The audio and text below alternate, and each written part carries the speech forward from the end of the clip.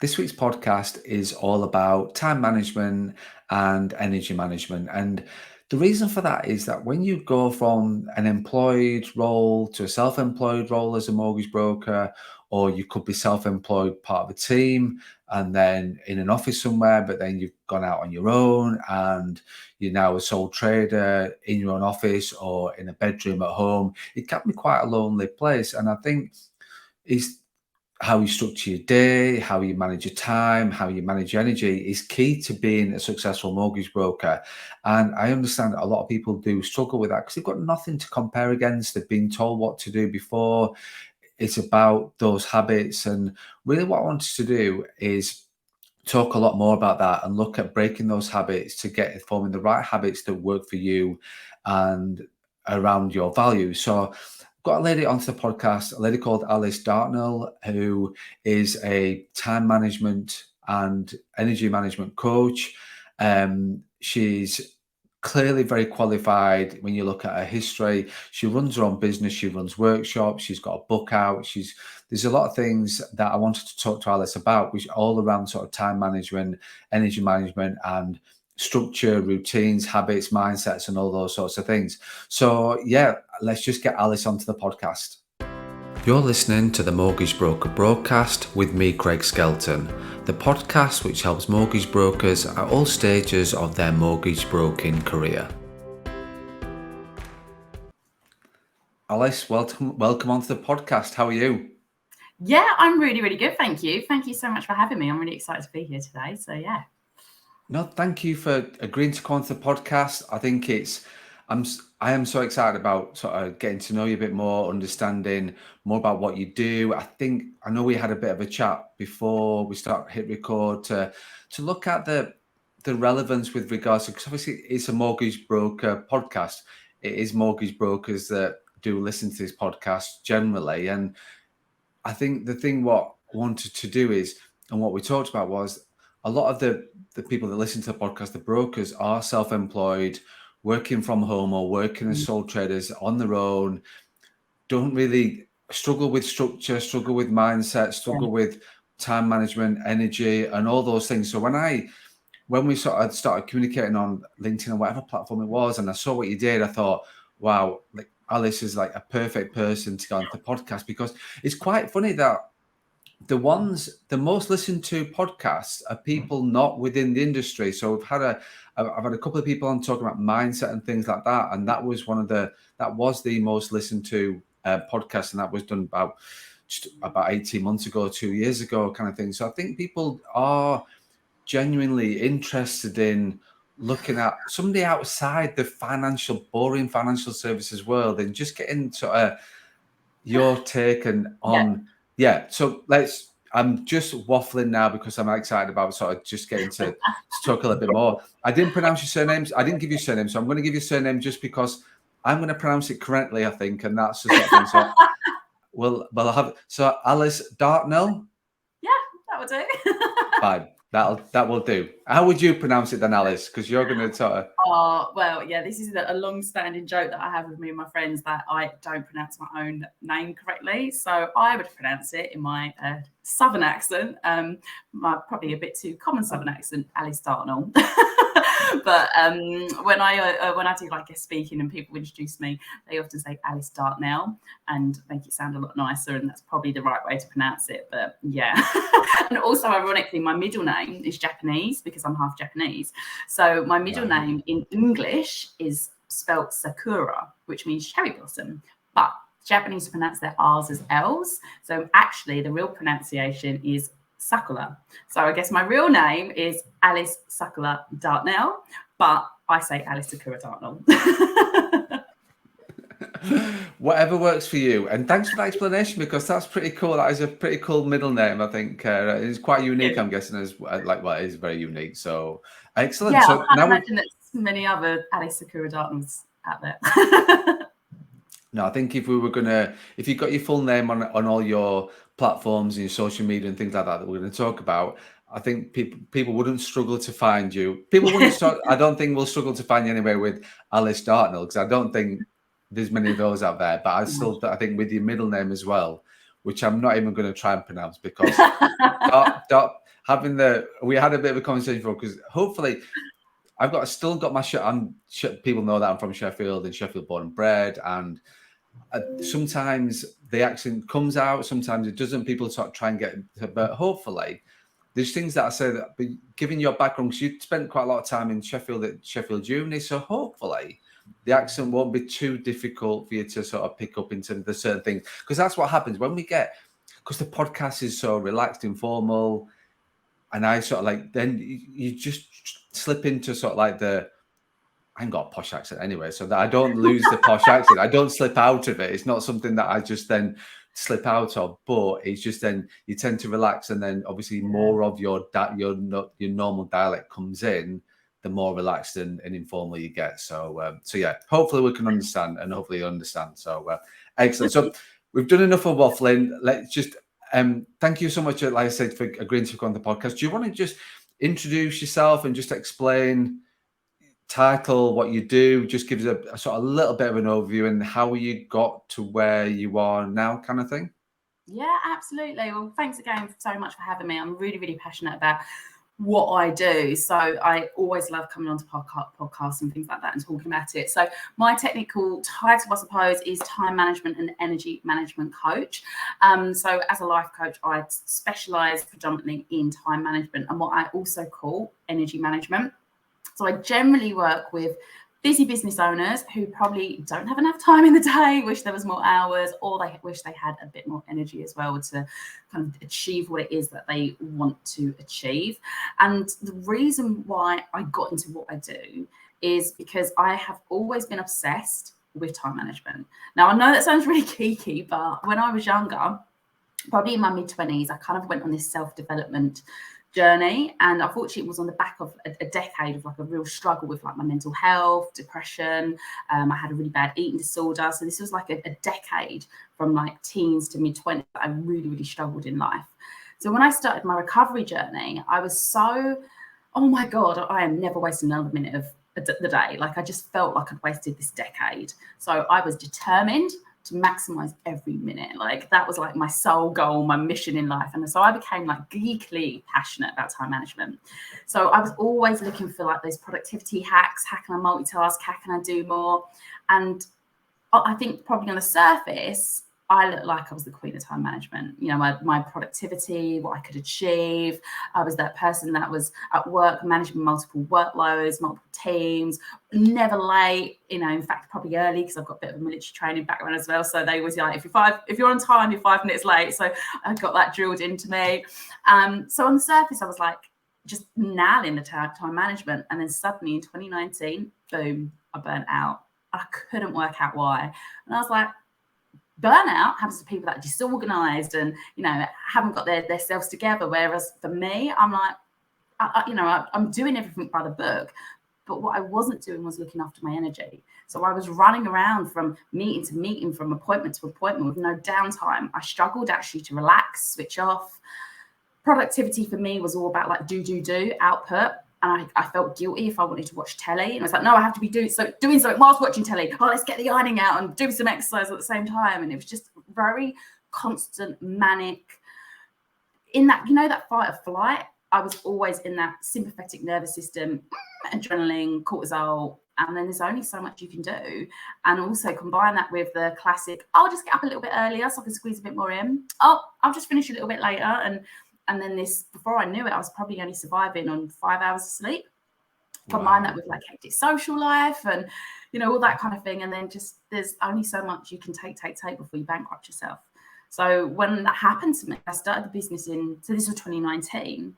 And then when I started the business in January 2020, just before COVID and lockdown happened in the UK, I knew that time management was my passion. I wanted to help people maximize their time. However, I wanted them to do it in a way that was consistent, that looked at the energy and that they could build without burnout. Whatever your goal is, that's up to you, but let me help you do that without burnout. And that's for me why becoming a coach, it was right, time management, however, with the energy management bit, because it's just not sustainable otherwise. And I'm testament to that because I burnt out in my early 30s. I think the thing is, and clearly you're very passionate about what you do. That is literally from the first few minutes into this podcast is like, boom, there you go. Like you clearly, but I think is that because of what you've been through yourself and you're really Yeah. talking about true life experiences and what you've had to deal with in your own life, in your own mind. And is that why you're sort of so passionate about this? Yeah, absolutely. Like, I definitely, obviously, I wouldn't want anyone to go through what I went through with the depression and the eating disorder and the low self-worth and the low confidence and stuff. That was a really dark part of my life. But I also know that that is what drives my passion today, because I've now come out the other side and I've seen how amazing life can be. And I'm not saying my life is perfect. If anyone follows me on Instagram, they will know that I've recently gone through a divorce and there's been a lot of like personal dramas in my life. And so I'm not claiming life is perfect, but I'm claiming that actually you can make it how you want it. I call it a life by design, not by default. And that passion for that comes from that recovery journey and then realizing that actually, there's so much stuff that I can do, and combining that with the time management and the energy management. Yeah, absolutely. Everything that I've gone through over the last 20 years, it probably has created that passion of like wanting to help others. Please don't make the same mistakes that I did. What can you learn from what I've gone through, and trying to turn that pain that I went through into something good. Because if I can take that pain into positivity to help someone else, then kind of makes it worth it.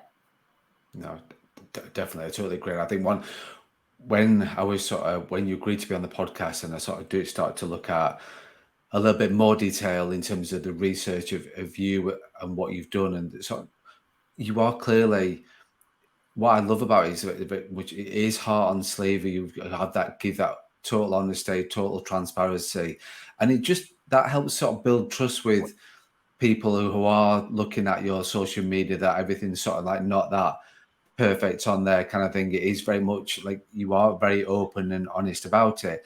And I think a lot of the brokers, especially mortgage brokers, can, especially at the minute with mortgage broking, it is one of the things that you sort of was clearly where you was it was in a meeting and his appointment. You were eating as quick as you could to just get some food down, to then move on to the next thing, to move on to the next, to move on to the next. And then it's sort of, that's going to hit you at some stage with, you just can't sustain that for a period of time. You might, I think the question is, do you feel better about yourself by being like that, in terms of, oh, I'm busy, look at like how important I am. I'm busy, I've got moving from one to the next and not getting time to eat. I'm starting early, I'm finishing late, things like that. Like, does that give you self-importance, or does that actually, because it's not sustainable, is it? Like, it's more about like sustaining what you want to achieve, that and the lifestyle that you want to have. And like you say, and we're going to talk about time management, because obviously that's a big thing for you, but it's just not sustainable. And I think that's, I went self-employed for sort of 4.5 years ago, come to 5.5 years ago. Like, can't remember now how long I've been self-employed, but that was the thing for me, was that you was micromanaged, told what to do, where to go, when to do it.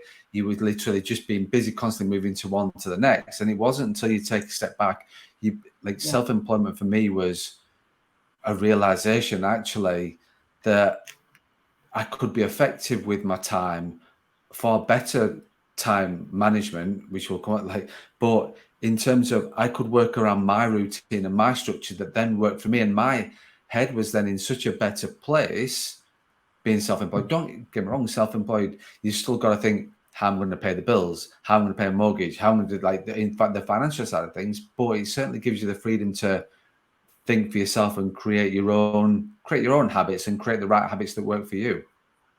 Yeah, absolutely. Yeah, I made that mistake, pre-burnout, that I was always 100 miles an hour. And the 100 miles an hour life is not, as you say, it's not sustainable. And there are times where you need to gun for it. You might have a deadline, a big project. I'm sure in the financial world, there's big, deadlines on tax and financial years and stuff like that. And same with my business.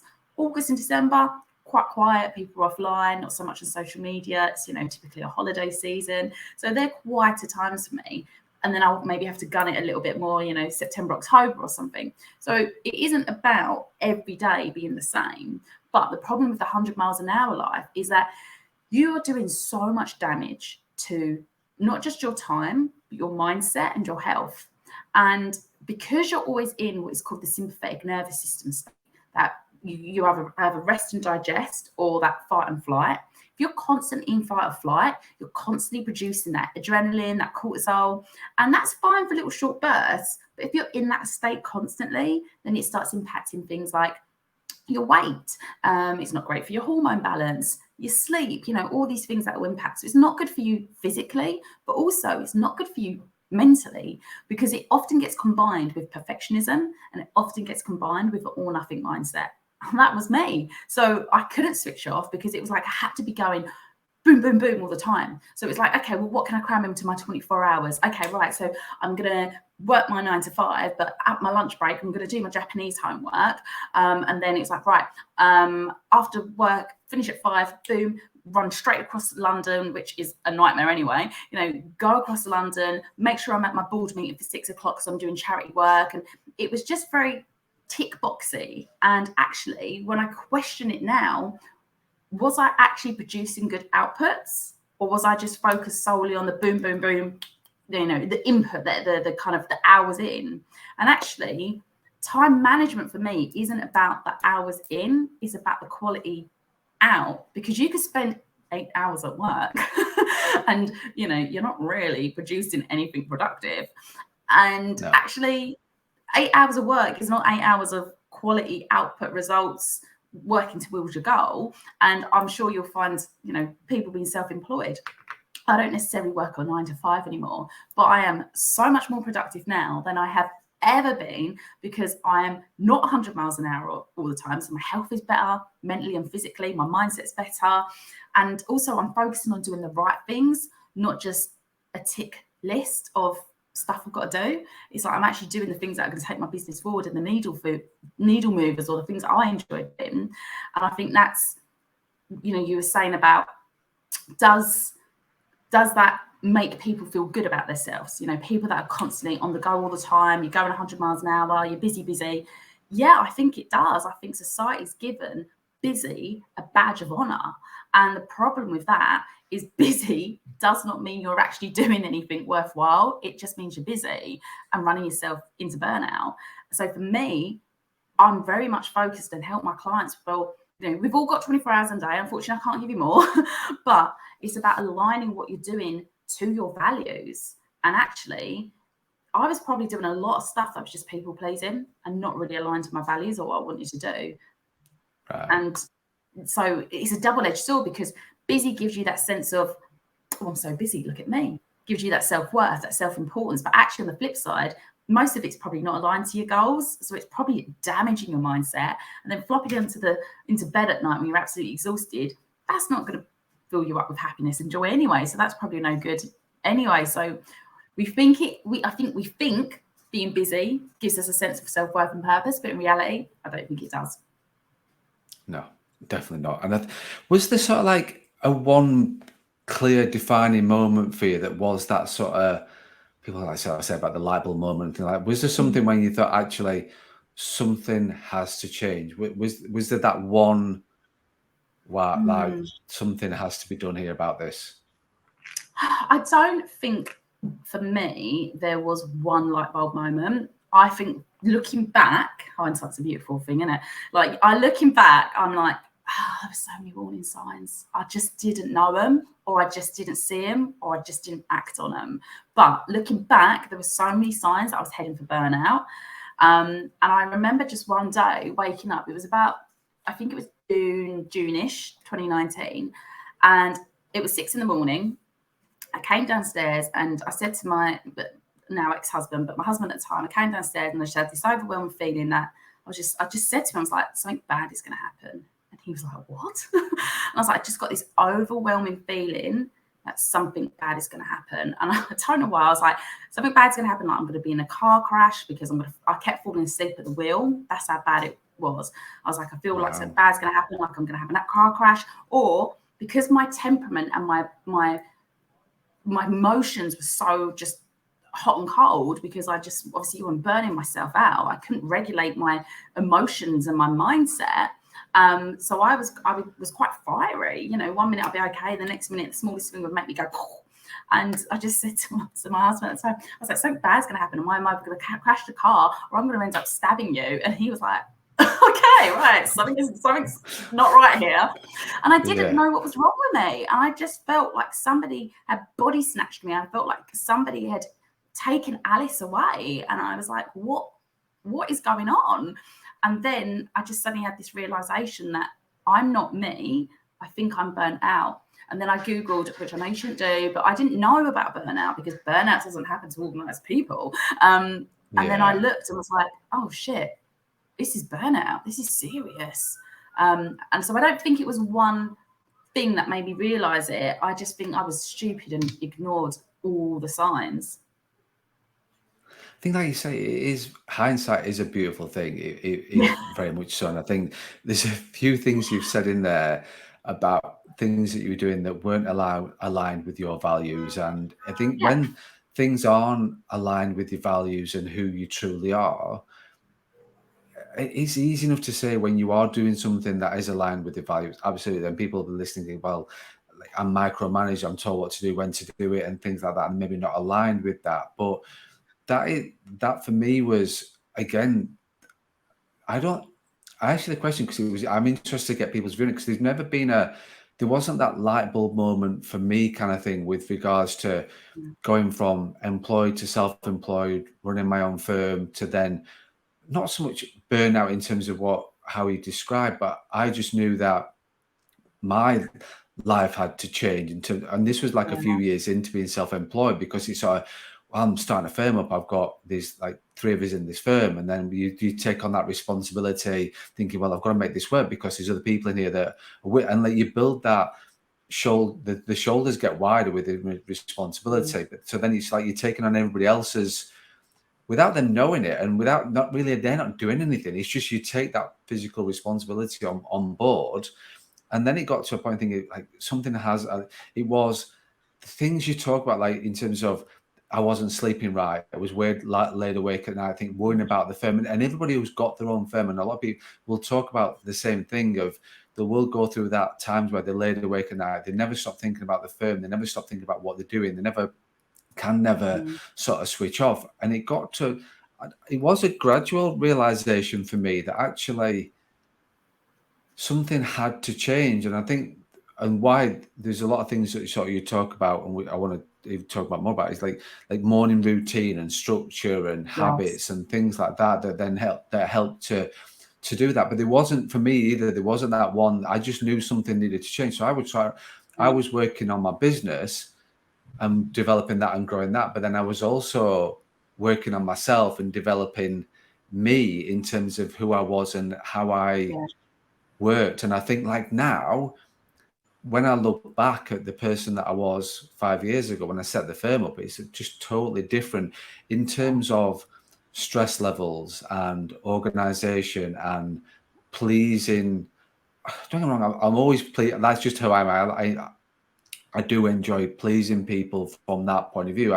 That's just my makeup and one of like my core things. But it wasn't that was at the detriment for me. And whereas now it's like, because he's getting that structure right and getting the routine right, I've got time to still do the things I do with a business, but then still time for myself, because I'm not shuffling papers. I'm not responding to the 3,000 emails every second, every day, checking it, like looking at my social media profiles.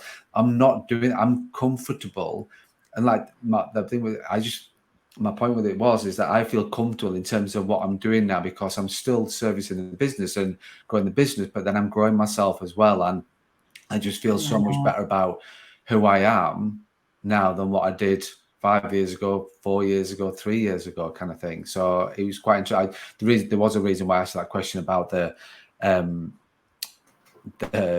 light bulb moment, because some people talk about having that moment, but then I never did. And it's just interesting your take on it, that yours was the same, really.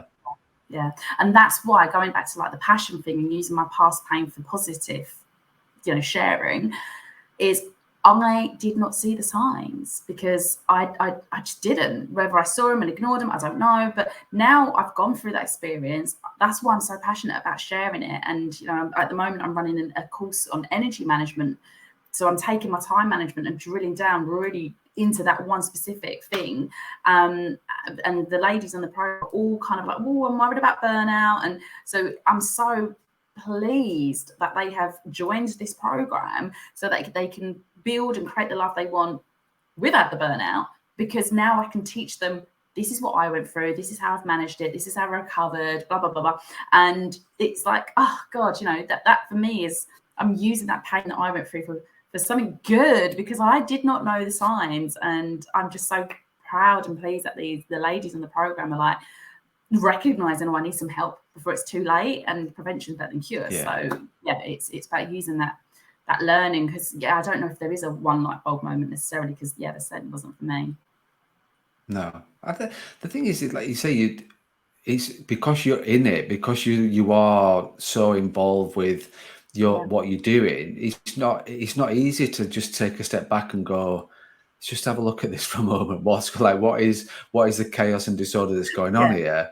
And is this something that I really want to do? And is this something I want to live my life, kind of thing? And that's sort of, and again, it's like people think, I've got mortgages, I've got to do this, got to do that. But actually, you said something that I totally get, is that I used to talk about people being busy, just shuffling paper. I still talk about that now. So just scrolling through their emails or doing things like that. Oh, I've been busy at work. Actually, have you really just focused on something for, just give it half an hour? Just literally switch everything else off. Don't check your email. Just focus on the task for half an hour. Get it done, and then you can have your reward after at half an hour. You can go and make yourself a cup of tea. You can go and do that. You can go and do that, but just give yourself. And that's just my viewpoint, like, because then you just tend to. It's more about action than just thinking, "Oh, I've been shuffling paper all day for the last 8 hours. I've just shuffled a bit of paper and I've been busy." Well, actually, no. Have you had some impact on you and your business, kind of thing? Yeah. I think one of the So, really important things that you just mentioned was personal growth and development. And I think healthy time management actually needs a good dose of personal development and personal growth, because time management isn't just about planning and Gantt charts and managing multiple workloads and prioritization. Actually, it requires you to do things like set boundaries, know your worth, especially in business, have confidence, stop people pleasing, perfectionism, all these things actually influence your time management and how you use your time, or don't use it well. And actually, you need the personal development to back up your time management, if that makes sense. So it's no surprise that you feel less stressed, more comfortable. So your time management has got better, and your productivity and your output and your business has grown. And that has come in alignment with actually the personal growth and personal development. Yeah, I think the two go hand in hand. yeah, they do. You've got to. They certainly do it. I think when you look at time management, and I think there's a bit of, is time. I'm going to sort of throw this in there in terms of, is time management, is that real? Is it like, because you can't manage time. You cannot manage time. We will talk on this podcast. We start talking at a certain time. The podcast goes on for half an hour. It's the end time. You cannot manage the time. So what does actually time management mean? What does that mean from your point of view? Oh my God, I love this question, because I am a bit controversial in this, because I think if you Google time management or look up like the classic time management gurus, they talk about like managing your tasks and being organized and using your time in the most efficient and effective way. Now, for me, that only takes it so far, because I could be really efficient today, but if I'm not being efficient at the right things, was there any point? Like, one of my sayings is, you could climb the ladder and then realize it's propped up against the wrong wall. So you could climb that ladder efficiently, get to the top of the wall, go, that's the wrong bloody wall. So what was the point? So for me, time management actually is about it's not, well, you can't manage time. It ticks by regardless. You can't like reprimand it or put it on the naughty step when it's not behaved. Like, you cannot manage time. It's about managing like your lifestyles, your goals, other people, tasks. That's really what it's about. But also it's about your I think it's about managing your energy as well, because so many times people will say, oh, I don't have time for this. Well, that's not really true. It's probably that you didn't have energy. People don't procrastinate because they've got too much time on their hands. People procrastinate because they haven't got the energy for something, because it doesn't light them up, or because they're tired, or they just can't be asked, or whatever. So actually, a lot of our time management issues have nothing to do with the clock ticking by. It's about our energy. So for me, time management is not about time. For me, time management is about you and your energy, and kind of using that in a way that serves you, not just being efficient. No.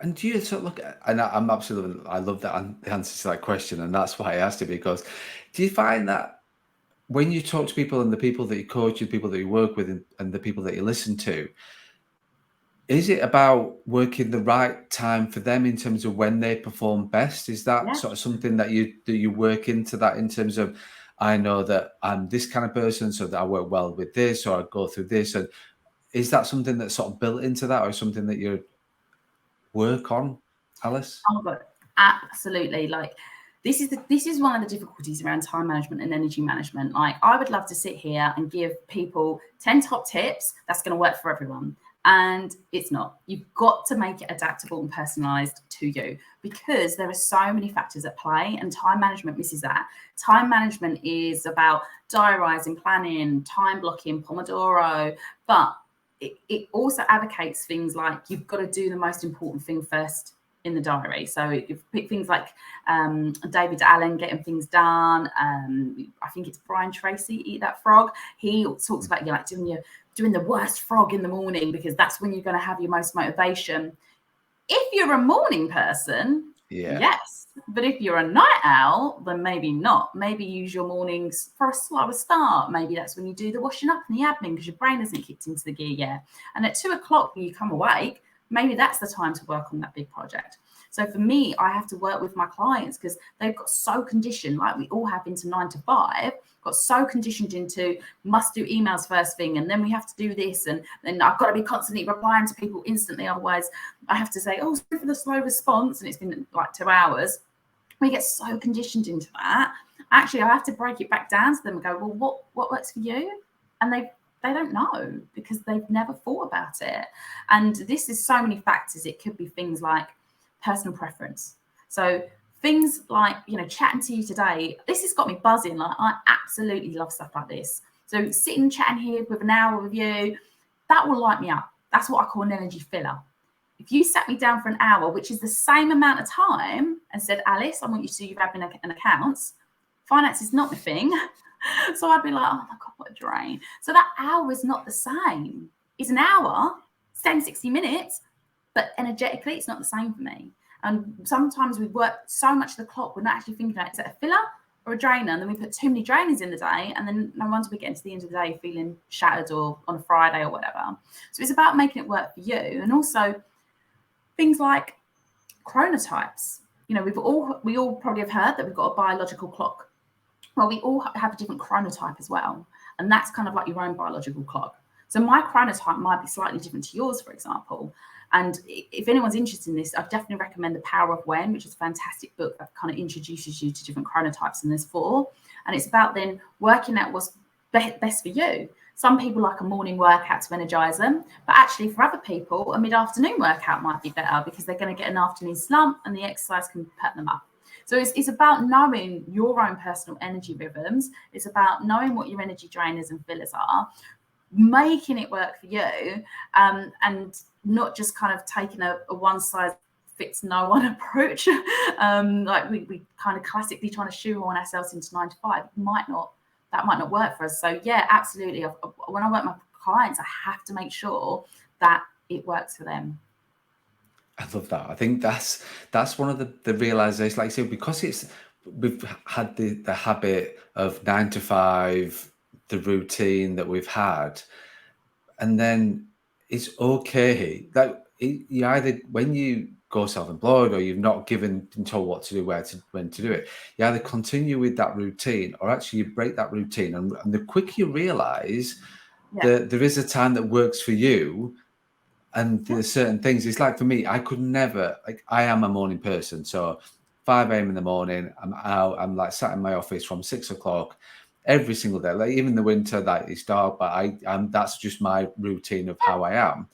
But then get to sort of like 3 o'clock in the afternoon, I could never record. People book on the podcast and then they get the podcast recorded at 4 o'clock thinking, Craig, why did you let them do it? Because my mind is, by that time at 4 o'clock, it's sort of, it's sort of like, oh, right, like admin time for that. That's thinking, right, just you needed to do this, I needed to do that. And they just get put to that. Or like you said, I realize that the energy boost, so I will go for a run or do something like things like that to then think. So I do that, and we'll come on to structure because I'm a very routine person.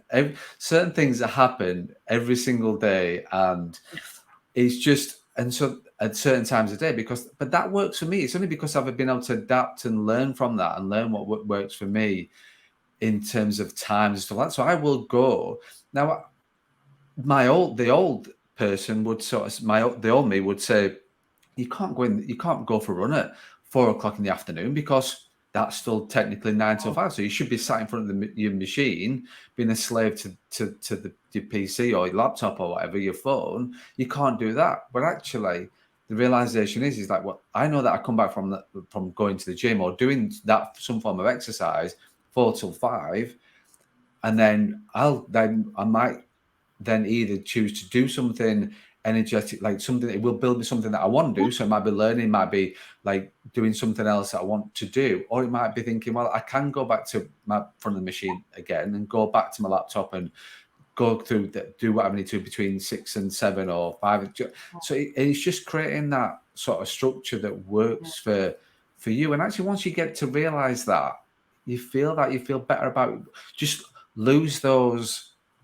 I don't know. I've never heard of saying it, but do you know, like, sort of lose. As well. Yeah, absolutely. That's exactly it, Alison. I've talked, to be fair, I've done a solo podcast a while ago, which was about the guilt. And because it's just lose the guilt.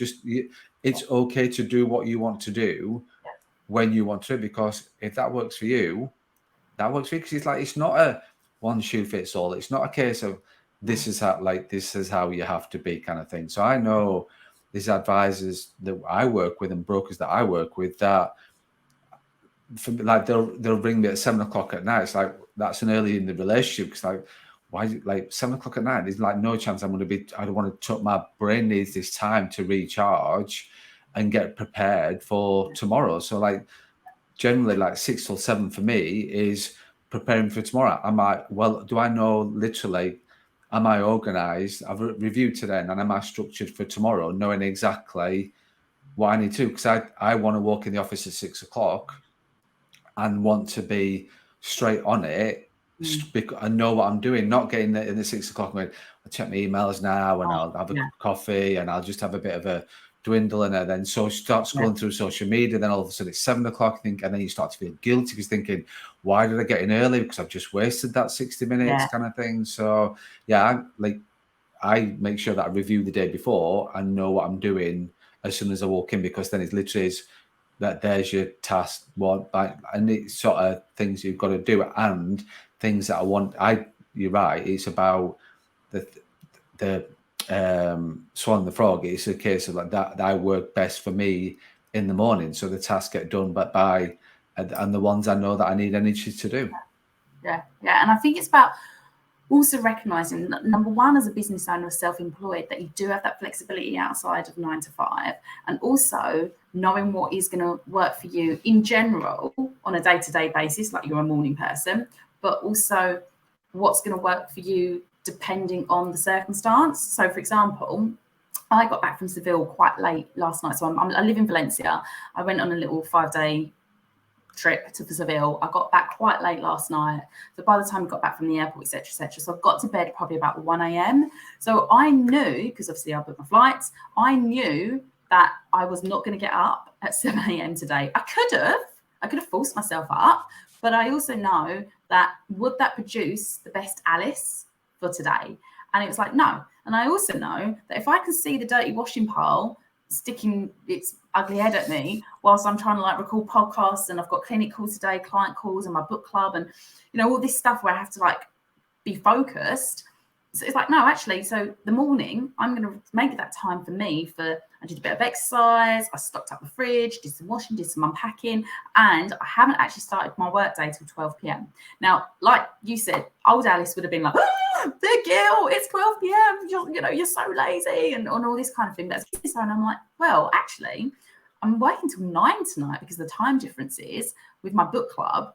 So I actually am.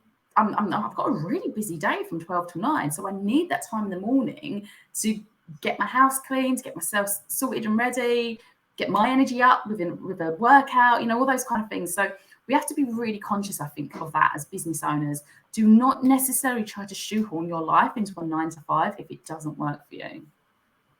And is that,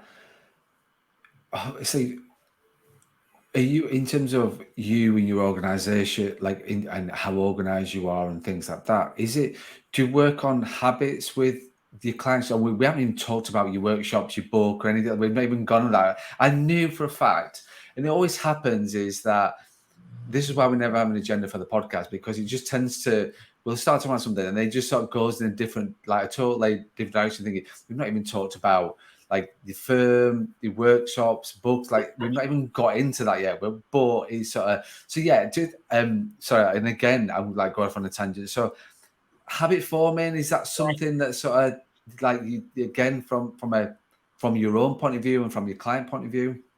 Yes, absolutely. Everything we do is habit. Like everything we do is habitual. We like to think we are in control of our thoughts, feelings, and actions, but let's be honest, the majority of what we do is habitual. Even things like how you sit, how you pour your tea, stuff like that.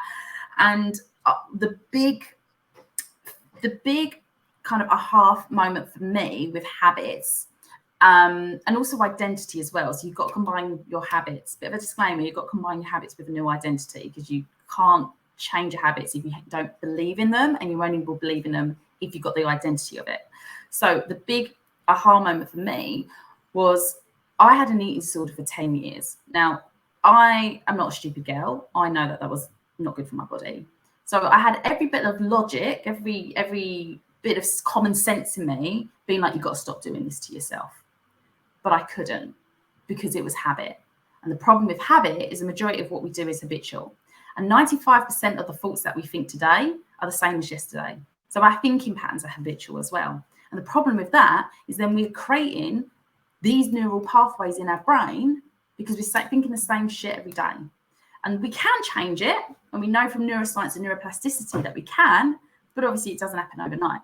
So people always ask me, how did I recover? How did I get out of my depression, out of my eating disorder? It wasn't common sense. I didn't suddenly wake up one day and go, do you know what? I'm really damaging my body. I need to stop. What it was me changing my identity and changing my habits. I mean, and we all have, there's a habit loop, a cue, a routine, and a reward. That's it. That's all that makes up a habit. And the problem is when we're trying to do something new or break an old habit, we're trying to drastically do something, but we haven't figured out what the cue, routine, reward is. And this is why people struggle with creating habits.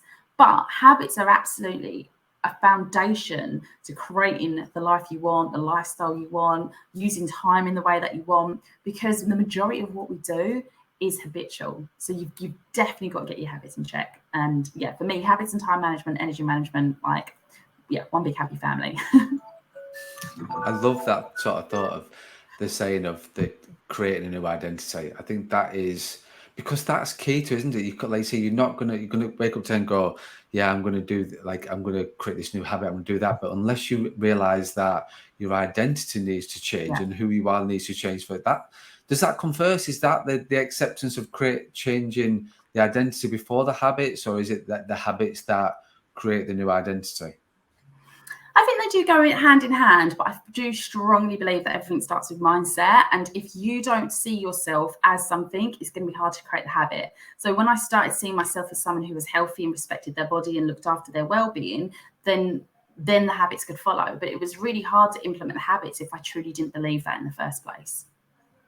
And the same will be about your time management as well. If you don't believe you're an organized person, you don't believe you're productive, you don't believe that you can create the results that you want in your business, and you've got the belief that, well, as a business owner, I have to work 70-hour weeks, as that's what everyone says. You've got to get up at 5 and hustle and grind and work 12-hour days. If you believe that, then your habits are going to support that.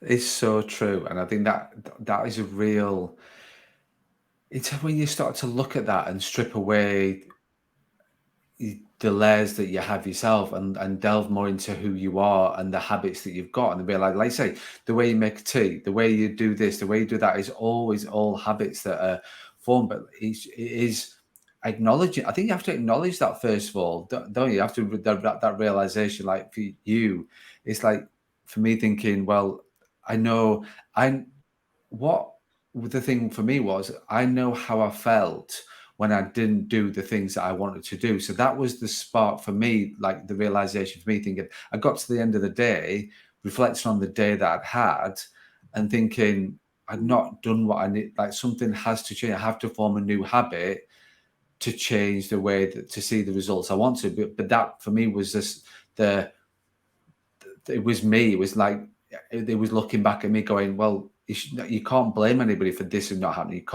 You can sort of blame anybody else or blame something like that. It's actually that's not happened because you've chosen to that not happen. So whether that's running or doing something or a task or something that is, you've made that choice of either to do it or not. But I think, like you say, habits are, people don't realize how fundamental habits are. And I think there's just so much, we could do a whole array of podcasts on habits and things like that. I think it's just such a deep thing to get into. But I think, like you said, it's understanding that first of all, and then working hand in hand with, like you say, creating that identity. Yeah. So mindset is a massive, huge subject that obviously you talk about, you work with, and like you look at that. Is it a case of, like, I've read books, I've talked to people, it's like fixed mindset? Is it like what, like when you're sort of like sat down with your clients and looking at the workshops you're doing, things like that, how, like, are you sort of working with people that have got different mindsets, working with them in terms of how to get the most out of where they're at and get the most out of their mindset, if that is their mindset? Yeah, absolutely. Because we all carry our baggage around, we all carry our past experiences around that shape how we think and feel, and our belief systems and stuff like that. And often when we go from corporate into business as well, then that's a big jump. Like for me, people will say, what was the hardest thing about setting up your business? And I'm like, the mindset shift. The mindset shift from employee to entrepreneur was really like a struggle for me. And it's getting rid of those limiting beliefs and changing your mindset, and that is the foundation to everything, because your mindset will shape your thoughts, and your thoughts are going to shape your actions, and your actions, that will influence your time management, how you use your energy, how do you feel guilty for taking Monday off, stuff like that.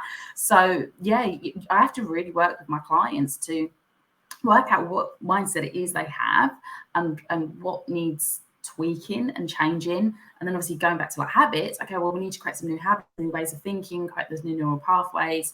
It's not, I never pretend it's going to happen overnight, but it is doable. I know for sure it's doable, from my own experience and working with my clients. But yeah, it's really important that we get the right mindset. Definitely.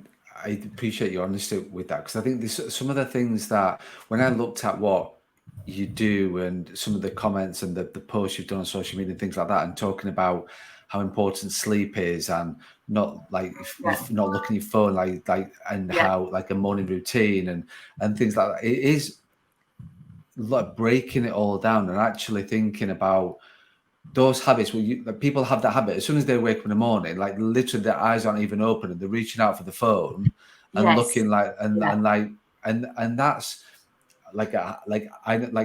going to bed at night, like people, the last thing they do.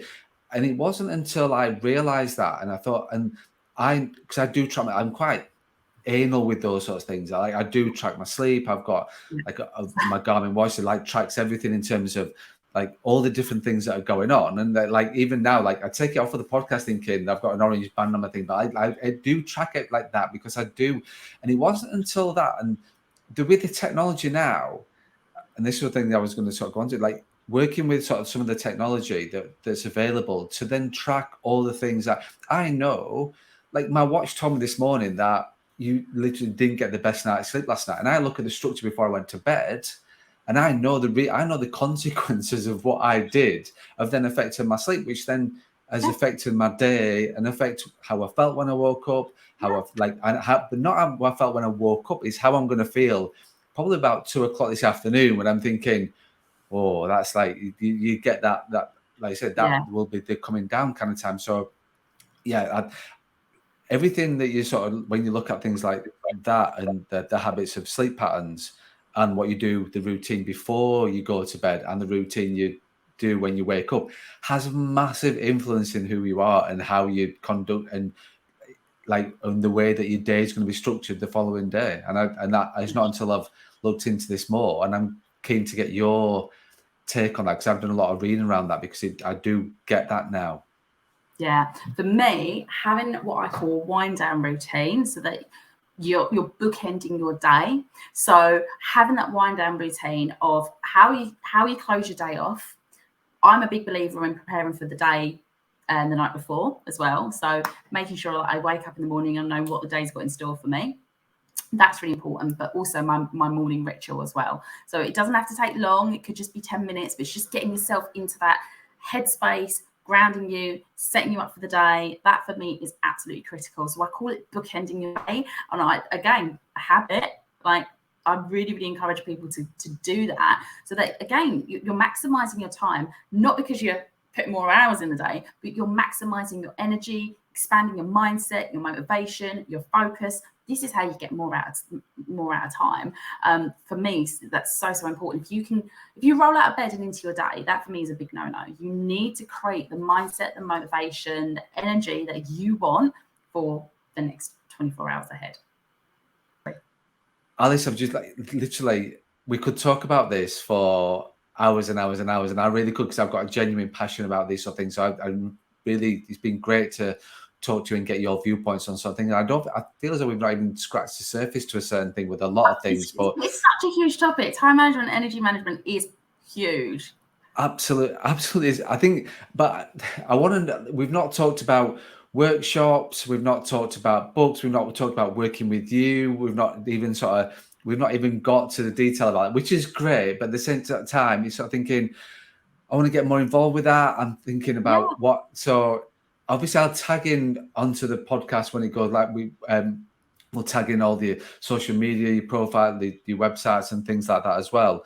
But if I'm thinking right now, I want to know more about Alice. What sort of things are, like, what are the workshops? Are they online? Because obviously you're in Valencia, so it's not exactly around the corner for people in the UK. So yeah, how does all that work? So I work predominantly online because my business is international. Obviously, you can tell by my accent I am English, but I live in Spain and I do a heck of a lot of traveling. So everything I do is online, and I also have a really international business as well. So all my clients generally are like America, Middle East, Europe. So if anyone wants to kind of find out a little bit more about what I do, feel free to head over. I'd say come find me on Instagram. That's where I'm mainly hanging out. So it's just my name, Alice_Dartnell or Dartnell, depending on how you want to say it. I am also on LinkedIn as well. I don't think there's too many Alice Dartnells out there. So do come say hi on there as well. But I've got to confess, I'm more of an Instagram girl because I like my visuals and the images. And if anyone wants to contact me about how I can help them, obviously, more than happy to chat. I offer one-to-ones. I also do group coaching, group courses at different points of the year. So at the moment, for example, I'm just starting my energy management program, and I'm going to be launching soon my online time management course. So that's more self-study because, I get it. Time management, you're busy. You got to make it work for your schedule, not necessarily mine. So I'll be launching that in 2023, which I'm super excited about as well. Or just head over to my website, alicedartnell.com. There's all my information on there. Not gonna lie, it's not the most up-to-date website and stuff, but you will at least find out a little bit more about my services, my book club, and the different programs and packages that I've got on offer at different points of the year, etc. So yeah, come say hi, and if anyone's got any questions as well, I love receiving a little DM where people are asking for a tip because they've heard me on a podcast or something. So yeah, come say hi. Excellent. And I will get all the links into the podcast, into the social that we do. So Alice, thank you so much for your time. Thank you for your honesty. I've so thoroughly enjoyed the time we've sort of spent, and just getting to know you in terms of a lot more, and your business, and where you've been and where you're going. And yeah, thank you so much. Brilliant. Thank you so much for having me. I've loved it. Thank you for listening to the Mortgage Broker Broadcast, the podcast which helps mortgage brokers at all stages of their mortgage broking career. If you have any questions about this podcast or any topics you want us to discuss, or if you're interested in working with me further, then please get in touch.